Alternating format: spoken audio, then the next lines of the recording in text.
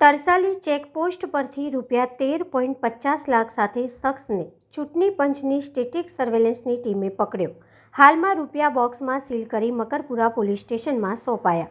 શહેરના તરસાલી ચેકપોસ્ટ પરથી ચૂંટણી પંચની સ્ટેટિક સર્વેલન્સની ટીમ દ્વારા ગત મોડી રાત્રે એક શખ્સ પાસેથી ₹13.50 લાખની ચલણી નોટો પકડાઈ હતી. હાલમાં રૂપિયા એક બોક્સમાં સીલ કરીને મકરપુરા પોલીસ સ્ટેશનમાં મૂકવામાં આવ્યા છે. આગામી લોકસભાની ચૂંટણી જાહેર થવા સાથે આદર્શ આચારસંહિતાનો અમલ પણ પૂર્ણ થઈ ગયો છે, જેને લઈને પોલીસ વિભાગ દ્વારા શહેરના વિવિધ વિસ્તારોમાં દિવસે તથા રાત્રિના સમયે ફૂટ પેટ્રોલિંગ અને સઘન વાહન ચેકિંગ પણ કરવામાં આવી રહ્યું છે.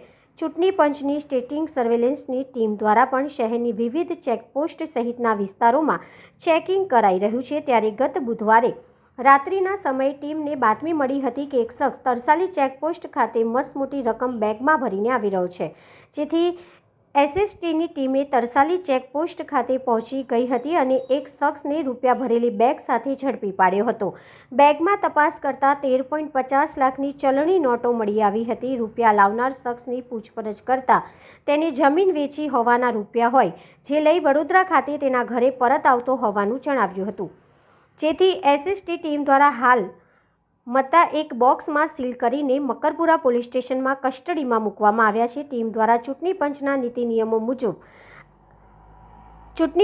નીતિ નિયમો મુજબ આગળની કાર્યવાહી કરવામાં આવશે.